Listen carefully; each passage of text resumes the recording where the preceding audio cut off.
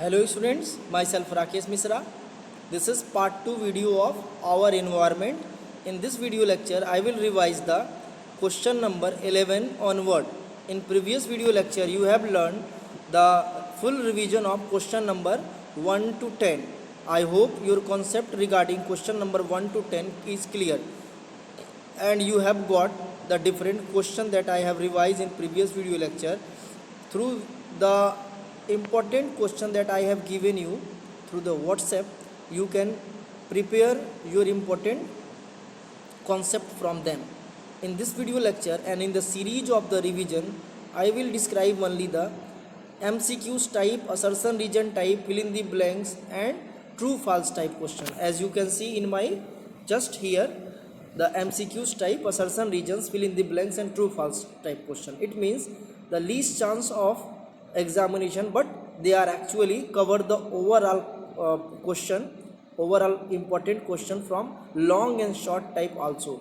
After the fulfill revision of MCQs, assertion region, fill in the blanks, true false, I will also introduce you the long and short type question from each lesson. As you all know, our overall syllabus that may evaluated, that may assessed in final examination is over.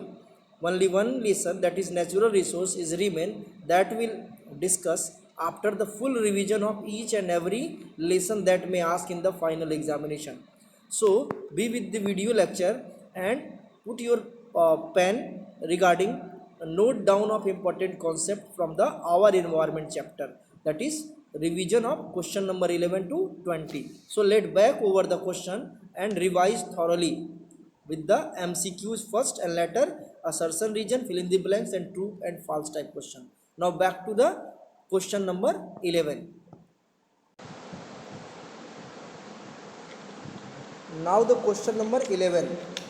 In previous video lecture you have learned all about concept of question number 1 to 10 and each and every concept and each and every question regarding 1 to 10 is clear. From 1 to 10 is clear. That was the last question of previous video lecture, that is question number 10. In this video lecture I will describe you the question number important concept from question number 11 onward. So here the question number 11. Which of the following is an autotroph.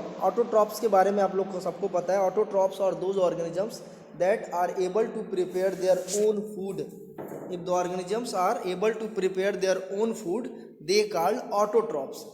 if the organisms are autotrophs, that may also always the green plants. If they are not autotrophs, then they are not green plants. So green plants are actually are autotrophs. So let's check which one of the option are actually belong to green plants and which one are not. So here the option 1 lion, that is not green plant, so option will not green plant, that is the question number. Option number B insect, which is also not a green plants.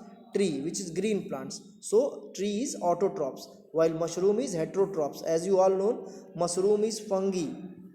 Mushroom grow over the saprophytic mushroom are actually the saprophyte that grow over the dead and decaying organic matter. So mushroom are heterotrophs. Mushroom belong to fungi and it is heterotrophic organisms. You have learned the mode of nutrition from chapter 1, that is from life process. So over there you have learned also regarding the important concept of heterotrophs. Heterotrophs may be the carnivores, holozoic and saprophytic. So holozoic may be the herbivores, carnivores, omnivores, but they all are heterotrophic organisms. Tree are autotrophs, while the lions and insects are actually the heterotrophic organisms. Only the tree are autotrophic. So your concept is clear which one is the autotrophic. So autotrophic are actually the tree. अब इसको पूछने का क्या purpose है ecosystem और environment chapter में, तो इसको जान लीजिए कि आवर इन्वायरमेंट चैप्टर में ये प्रोड्यूसर के केस में ये पूछता है ऑटोट्रॉफिक ऑर्गेनिजम्स के बारे में. ठीक है, हालांकि ये चैप्टर 1 का पार्ट है. चलो आते हैं नेक्स्ट 12. क्वेश्चन क्या पूछ रहा है, in the garden ecosystem which one of the following is producer. आपके घर के सामने जो इकोसिस्टम है, मैंने बताया कि इकोसिस्टम क्या हो सकता है, ऐसे सभी कंपोनेंट जहाँ पे लिविंग ऑर्गेनिजम्स किसी नॉन लिविंग कंपोनेंट के साथ इंटरेक्ट कर रहा है. ठीक है, और उसमें क्या पूछ रहा है कि उसमें प्रोड्यूसर छांटना है. आपके घर के दरवाजे के सामने जो गार्डन है उसमें प्रोड्यूसर कौन है, फिर वही बात, प्रोड्यूसर में चीज़ें आके फंस जा रही है। प्रोड्यूसर का कॉन्सेप्ट आप समझिए कि ग्रीन प्लांट्स जितने भी होते हैं, ठीक है, चाहे वो ट्री है, चाहे वो हर्ब्स हैं, चाहे वो श्रब्स है, जो भी प्लांट्स है ना वो सब प्रोड्यूसर होते हैं। तो मैं ट्रिक भी दे दे रहा हूँ, P for plants, P for producer, ये जीवन भर कभी भूलना मत। तो अभी छाटिए, इंसेक्ट प्लांट है नहीं तो ऑप्शन गड़बड़ है, स्नैक भी प्लांट्स नहीं, ये भी ऑप्शन गड़बड़ है, ग्रास ये प्लांट्स है तो ऑप्शन सही है, बाकी रैबिट्स ये एनिमल्स है, प्लांट्स नहीं है। तो ऑप्शन क्या हो जाएगा आपका सी, क्वेश्चन नंबर 12 का ऑप्शन सी हो जाएगा। अब फुल एक्सप्लेनेशन में मैंने क्या बताया था प्रीवियस वीडियो लेक्चर में बताया था कि आप पहले क्वेश्चन लिखेंगे, फिर उसके सही आंसर लिखेंगे, चारों ऑप्शन भी लिखेंगे और उसके बाद सामने यहाँ पे आंसर लिखेंगे। ये जैसे मैंने ग्रास लिख दिया, अब आप नीचे एक्सप्लेन करके कॉपी में, ये आपका वर्क है, इसीलिए मैं 10-10 का एक सीरीज बना रहा हूँ, इकट्ठा 30-40 का नहीं बना रहा हूँ ताकि आपको लिखने में प्रॉब्लम हो और फिर आप जो है आगे छोड़ दे, वीडियो देखना है लिखना ही, ठीक है। एक एक क्वेश्चन को रिवाइज कर लीजिए और इसमें टाइम लगेगा स्कूल खुलने में, और जब भी स्कूल खुलेगा ये थोरोली अच्छे से एक और प्रीवियस ईयर क्वेश्चन पेपर पे हम लोग रिवाइज करेंगे, ठीक है। फिलहाल आप अपने कॉन्सेप्ट को क्लियर किस में रखेंगे, ये सी ऑप्शन, और सी को जस्टिफाई करेंगे, दिखेंगे in the given option the insect snakes and rabbits, insect snakes and rabbits are not plants while we know that the producer are those organisms that belong to plants that are autotrophic and having the ability of photosynthesis। तो insect photosynthesis नहीं करता है, snacks photosynthesis नहीं करता है, rabbits भी photosynthesis नहीं करता है। तो फोटोसिंथेसिस जो करता है भाई उसी का बोलबाला है, ठीक है, फोटोसिंथेसिस ये करते नहीं है।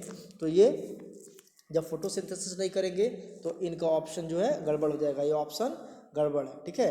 चलो आते हैं नेक्स्ट की मैं बात कर दूं, ये क्वेश्चन नंबर 12 का ऑप्शन नंबर सी हो जाएगा, इसको आप एक्सप्लेन कर लीजिएगा, फोटोसिंथेसिस, ठीक है। चलो नेक्स्ट की मैं बात करूँ, नेक्स्ट क्या है, ये एनसीईआरटी एग्जाम्पलर का क्वेश्चन है, इसी से क्वेश्चन प्रोबेबिलिटी बनती है कि एग्जाम में आते हैं।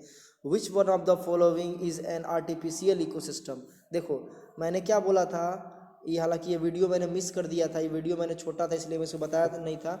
अब इसमें आप लिख लीजिए कॉपी में, टाइप्स ऑफ इकोसिस्टम या क्लासिफिकेशन ऑफ इकोसिस्टम, ठीक है, types of ecosystem, types of ecosystem, ecosystem जहाँ पे living organisms non living organism के साथ इंटरेक्ट करते हैं। ये कितने टाइप के होते हैं, ये नेचुरल भी होते हैं और ये आर्टिफिशियल भी होते हैं। नेचुरल इकोसिस्टम जैसे आपका गार्डन हुआ, ठीक है, ये आपका गार्डन हुआ, ये गार्डन में अगर आपका इंटरफेयर नहीं है, कोई फॉरेस्ट है, फॉरेस्ट देखो गार्डन को तो छोड़ दे रहे हैं, उसमें आपका इंटरफेयर रहता है, कोई फॉरेस्ट एरिया है, ठीक है, फॉरेस्ट में जो सॉइल है वो ग्रीन प्लांट को सपोर्ट कर रहा है, ग्रीन प्लांट सपोर्ट कर रहा है हर्बीवर्स सपोर्ट कर रहा है कार्निवर्स को, तो वहाँ पे एक इकोसिस्टम बन गया, फूड चेन बन गया, तो इकोसिस्टम बन गया। नेचुरल इसलिए क्योंकि फॉरेस्ट को कोई मैन मेड अप्रोच है नहीं वहाँ पे, ठीक है। इसके अलावा आपका जो है माउंटेन पे भी कुछ ऑर्गेनिजम्स रहते हैं, वहाँ पे भी कुछ लिविंग ऑर्गेनिजम्स नॉन लिविंग के साथ सपोर्ट कर रहा है, वहाँ पे भी फूड चेन वगैरह बना हुआ अच्छा से। डिजर्ट में भी, ग्रास लैंड में भी मैंने बताया था, पॉन्ड अगर उसमें इंटरफेयर नहीं कर रहा है, यानी पॉन्ड को अगर कोई लिविंग ऑर्गेनिजम्स बनाया नहीं है, ठीक है, कोई ह्यूमन नहीं बनाया है पॉन्ड इकोसिस्टम को, तो वो क्या हो जाएगा, नेचुरल इकोसिस्टम का एग्जाम्पल हो जाएगा।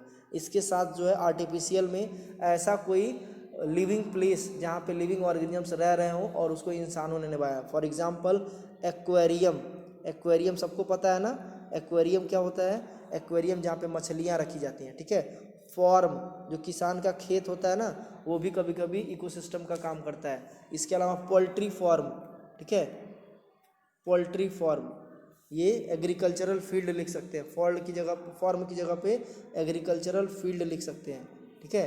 तो पोल्ट्री फार्म जो है किसका एग्जाम्पल है, पोल्ट्री फार्म जो है ये एग्जाम्पल है मैन मेड इकोसिस्टम का। Man made ecosystem poultry farm में मुर्गे मुर्गियाँ हैं, कुछ इंसेक्ट भी उसमें घुस जाते हैं या फिर कभी कभी उसमें दाना छिड़का जाता है तो खाते हैं, तो एक छोटा सा फूड चेन बना हुआ है, ठीक है। तो ये सब एग्जाम्पल है आर्टिफिशियल इकोसिस्टम का, ठीक, जिसको मैन मेड इकोसिस्टम बोलते हैं। जू चिड़ियाघर, ठीक है, ये चिड़ियाघर भी मैन मेड इकोसिस्टम है। तो ये क्वेश्चन में क्या पूछ रहा है, क्वेश्चन में ये पूछ रहा है इसमें से छांटना है कि कौन मैन मेड इकोसिस्टम है यानी आर्टिफिशियल इकोसिस्टम है। पॉन्ड ये नेचुरल इकोसिस्टम है। क्रॉप फील्ड एक किसान का खेत, मैंने बताया था कि ये मैन मेड इकोसिस्टम है जिसको आर्टिफिशियल इकोसिस्टम बोलते हैं। लेक ये भी मैन मेड नहीं होते हैं। फॉरेस्ट ये भी मैन मेड नहीं होते हैं, ठीक है। क्या हो सकते हैं उसकी मैं बात नहीं कर रहा हूँ। हैचरी, अगर हम पॉन्ड की बात करें तो हैचरी जो मछली पालन के लिए बनाया जाता है वो मैन मेड होते हैं, लेकिन यहाँ पे हमको कॉन्सेप्ट क्लियर रखना है कि मैन मेड इकोसिस्टम थोड़ा सा आर्टिफिशियल इकोसिस्टम से एकदम सिमिलर होता है, वही होता है आर्टिफिशियल इकोसिस्टम को ही मैन मेड इकोसिस्टम कहते हैं। और पॉन्ड, लेक और फॉरेस्ट ये नेचुरल इकोसिस्टम का एग्जाम्पल है, बहुत इंपॉर्टेंट है, ठीक है।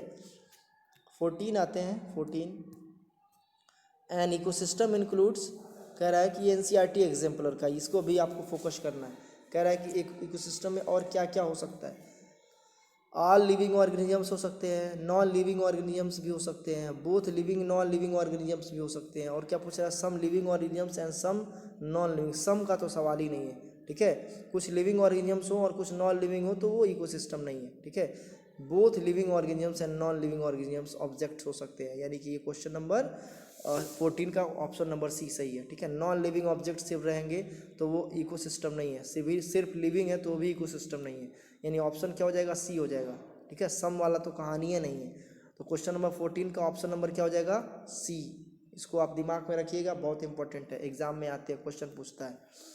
नेक्स्ट क्या है, नेक्स्ट क्वेश्चन पूछ रहा है excessive exposure of human to ultra violet rays result in. कह रहा है कि अगर ह्यूमन बींग जो है अल्ट्रा वायलेट रेज अगर ह्यूमन बींग पे अगर एक्सपोज हो रहा है तो उसका क्या इफेक्ट पड़ेगा, क्या इफेक्ट पड़ेगा। क्वेश्चन नंबर क्या पूछ रहा है, ऑप्शन क्या दिया, डैमेज ऑफ इम्यून सिस्टम, ठीक है। इसके बाद क्या, damage of lungs, damage of skin, ठीक है। और ये क्या पूछ रहा है, पेप्टिक अल्सर, ठीक है। Peptic ulcer, damage of skin, ठीक है, और डैमेज ऑफ लंग्स, ये सब इंपॉर्टेंट चीज़ें हैं। तो इसमें आपको फोकस क्या करना है, इसमें आपको फोकस करना है कि ऑप्शन कौन कौन से हो सकते हैं। देखो मोर देन 2 ऑप्शन भी हो सकता है, तो ये अल्ट्रा वायलेट रेज आपकी इम्यून सिस्टम पे अटैक कर सकता है, ठीक है। यानी कि स्किन हमारा एक इम्यूनिटी का काम करता है, पता होगा आप 12 में पढ़ेंगे, अभी तो पता नहीं होगा। स्किन कभी कभी हमारी इम्यूनिटी का काम करता है, वो बैरियर का काम करता है, और स्किन जब डैमेज हो जाएगा तो हमारी इम्यूनिटी थोड़ी सी डैमेज हो जाएगी, डिसबैलेंस हो जाएगी, ठीक है। तो ये तो सही है। डैमेज ऑफ लंग्स, लंग्स से कोई मतलब नहीं होता अल्ट्रा वायलेट रे। स्किन कैंसर, स्किन कैंसर हो सकता है, ठीक है। तो ये question option number 1 and option number 2, यानी कि ऑप्शन नंबर ए सही है, ठीक है। पेप्टिक अल्सर नहीं हो सकता, पेप्टिक अल्सर दूसरी चीज़ है, पेप्टिक अल्सर का कॉन्सेप्ट ही दूसरा है, ठीक है।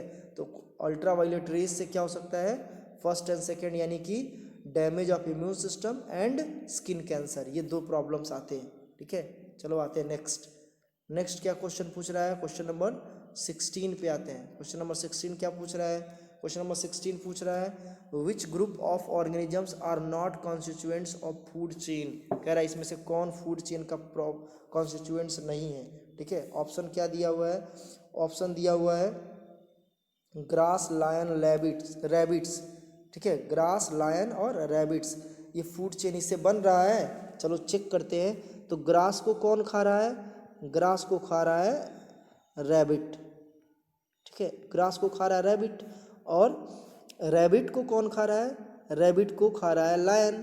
तो ये हमारा फूड चेन बन गया। देखो ये बहुत इंपॉर्टेंट है इसको जानना कि कौन सा क्वेश्चन हमारे लिए इम्पोर्टेंट है और किस वे में इम्पोर्टेंट है, ये आपको जानना जरूरी है, ठीक है। तो यहाँ पे इससे ये फूड चेन बन रहा है, ग्रास को रैबिट खा सकता है, रैबिट को लायन खा सकता है, तो ये हमारा बन गया फूड चेन। जो फूड चेन नहीं है ना उसको पूछ रहा है, कौन फूड चेन नहीं है। बी क्या पूछ रहा है, प्लैंकटॉन्स, मैन, फिश, ग्रासशॉपर। अब यहाँ पे हम प्लैंकटॉन्स का रिलेशन सीधे, ठीक है, ग्रासशॉपर से नहीं कर सकते हैं, क्योंकि ग्रासशॉपर जो ग्रास लैंड इकोसिस्टम का पार्ट है, ग्रासशॉपर किसका पार्ट है, ग्रास लैंड इकोसिस्टम का पार्ट है, ठीक है। तो ये तो ऑप्शन है, लेकिन अगर हम ग्रास लैंड इकोसिस्टम और एक्वाटिक इकोसिस्टम को लिंक कर दें तो ये में पॉसिबल है कि ग्रासशॉपर जो है, ये जो टिड्डा होता है उसको मछलियाँ खा सकती हैं, आसानी से खा सकती हैं, और मछलियों को इंसान खा सकता है, ठीक है। अभी ऑप्शन में चेक करते हैं कि कोई ऐसा ऑप्शन तो नहीं जो हमको रॉन्ग लग रहा हो। देखो इस तरह के क्वेश्चन के लिए जहाँ पे आपको लगे कि ये सही है या गलत है, तो आप 2 ऐसे कोरिलेटेड ऑप्शन को सेलेक्ट करिए, 2 कोरिलेटेड आंसर को सेलेक्ट करिए जो एक जैसे हो सकते हैं, और उसमें जो मोस्ट प्रोबेबल आंसर है वही लिखना चाहिए। तो ये तो ऑप्शन हो भी सकता है, नहीं भी हो सकता है, क्योंकि ग्रासशॉपर जो है ग्रास लैंड इकोसिस्टम का पार्ट है। तो यहाँ पे अगर हम planktons to grasshopper to fish और फिश टू मैन बना सकते हैं तो स्टेटमेंट सही है, ठीक है। लेकिन यहाँ पे हम आगे ऑप्शन भी चेक करते हैं, इसमें से सही ये गलत स्टेटमेंट को छांटना है।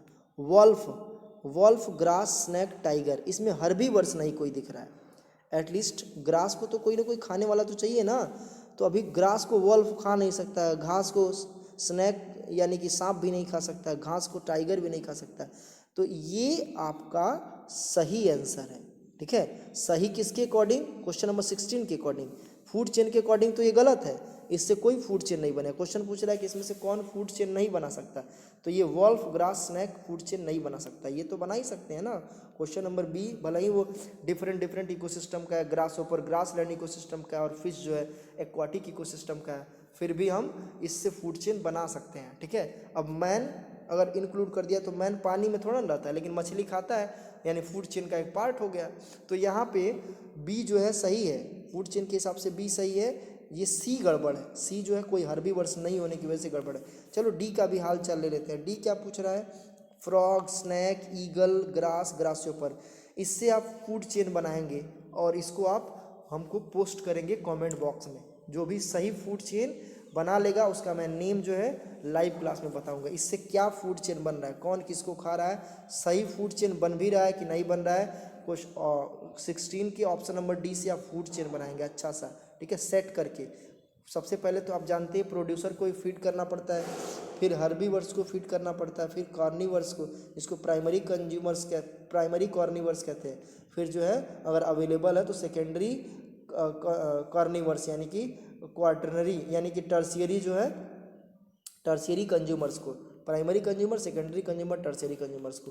तो आप इसमें से आप छाटेंगे क्वेश्चन नंबर 16 से ऑप्शन नंबर डी से इम्पोर्टेंट जो फूड चेन बन रहा है उसको आप छाटेंगे और उसको फिर जो है छाटने के बाद जो है उसको नेक्स्ट जो है कमेंट बॉक्स में, आप यूट्यूब के कमेंट बॉक्स में आप बताएंगे कि सर ये चीज़ जो है इसका ऐसे बनेगा सीक्वेंस। आप जैसे मान लो कि फ्रॉग को स्नैक खा रहा है तो फ्रॉग किसको खा रहा है उसको सेट करके आप अच्छे से बनाएंगे, ठीक है। चलो आ रहा है नेक्स्ट, इसको मैं आपसे असिस्ट करूंगा, ठीक है। अगर आप यूट्यूब पे नहीं बनना चाह रहे हैं, व्हाट्सएप पे मेरे हैं, तो आप व्हाट्सएप पे भी इसको सही से पोस्ट करेंगे। इसका फूड चेन बना के पोस्ट करना है, ठीक है।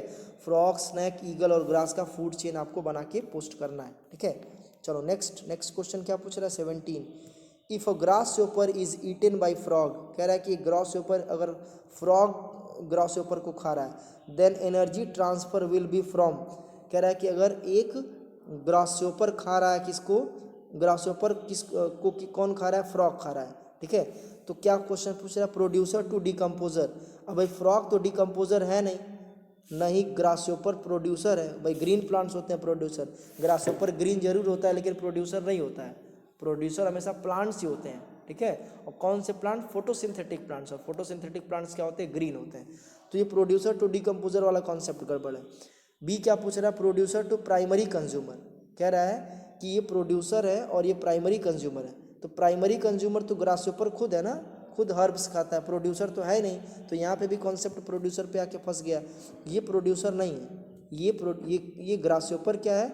ये प्राइमरी कंज्यूमर है। हर्बीवर्स हमेशा प्राइमरी कंज्यूमर होते हैं। अगर फ्रॉग ग्रासहोपर को खा रहा है तो उस केस में क्या हो जाएगा? फ्रॉग हो जाएगा सेकेंडरी कंज्यूमर, ठीक है।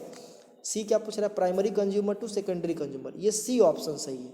Primary consumer to secondary consumer, ये सी ऑप्शन सही है, ठीक है। डी क्या पूछ रहा है? Secondary consumer to primary consumer.